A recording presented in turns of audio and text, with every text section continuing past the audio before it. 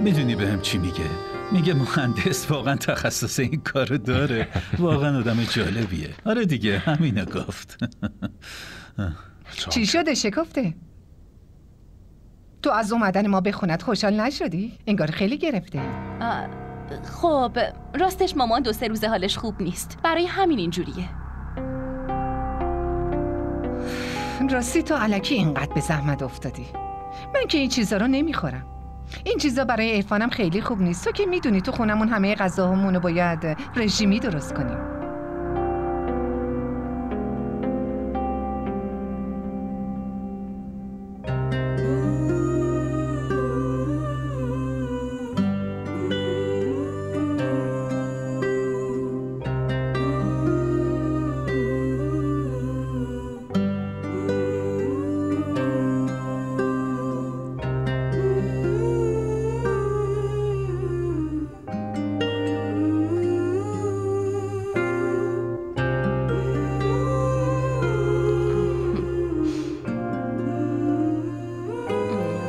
چی شده؟ میخوای همینجوری وایستی منو نگاه کنی یا حرفم میزنی؟ ماشاءالله خیلی خفن شدی، درست مثل هنرپیشه‌های زیبای فیلم ها. خاله بتول ببینتت کیف میکنه. داری تعریف میکنی یا تیکه میندازی؟ چه فرقی میکنه؟ تصمیم نهایی که با خود داداش روحامه. نظر خاله بتول مهم نیست. باشه دیگه بریم، اینقدر حرف نزن. آره بریم. گوشوارم چطوره؟ عالی شدی آبجی، خیلی زیبا شده. علنگو هم بهش میاد؟ آره کاملا بهش میاد. راستی یه چیزی بگو. استرس داری؟ کتک میخوای؟ باشه بابا بریم، همه منتظرم. آره بریم. خوبم؟ آره بریم، همه چی خوبه، زیبا. تو امروز حتما از دستم کتک باشه بریم. خیلی حرف میزنی. شالتو درست کن وگرنه عمو و خاله ناراحت میشن. زود باش. مگه شالم چه مشکلی داره؟ داداش عرفان و ابرار دوستای قدیمی همن. حداقل اونقدری در موردتون میدونم.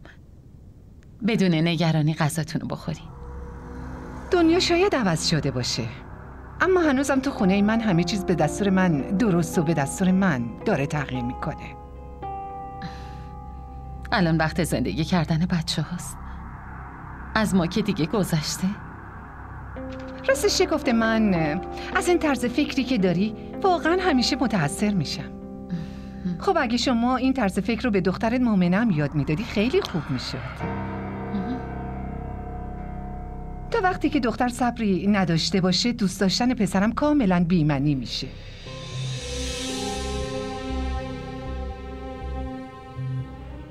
خیلی خوب، به هر حال هر چی میشد دیگه الان شده. مطمئن باشید اگه روحام یه دختر از تو خیابونم میآورد ما به خاطر خوشحالیش راضی میشدیم. ببین زن داداش، ما اصلا تو تربیت بچه هامون هیچی کم نذاشتیم. خیلی هم خوب میدونیم که بدون خوشحالی و رضایت ما به هیچی فکر نمی کنن. به نظر من کاری رو که صلاح میدونین انجام بدین. چت شده بتول؟ ببین ابرار، بتول منظور بدی نداشته. تا عرفان تو خیلی خوب میدونی من دخترامو هیچ وقت سربار خودم ندونستم. من اگه بهشون آزادی دادم بهشون اعتمادم دارم، بهشون باور دارم. من به دخترم افتخار میکنم. اون هیچ وقت کاری نمیکنه که به خاطرش سرم از شرم خم بشه. ابرار این چه طرز حرف زدنه؟ مهمونمون هستن، اینجوری حرف نزن. شما اومدین خونمون، ازتون ممنونم، اما من وصلتی و قبول ندارم که بخواد دوستی من و عرفانو به هم بزنه و من نمیخوام که دخترم مؤمنه همه ی عمر اذیت بشه.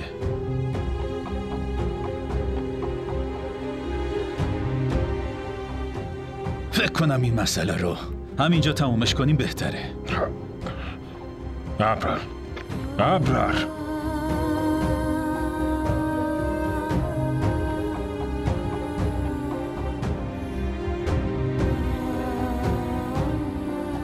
بیا از اینجا بریم.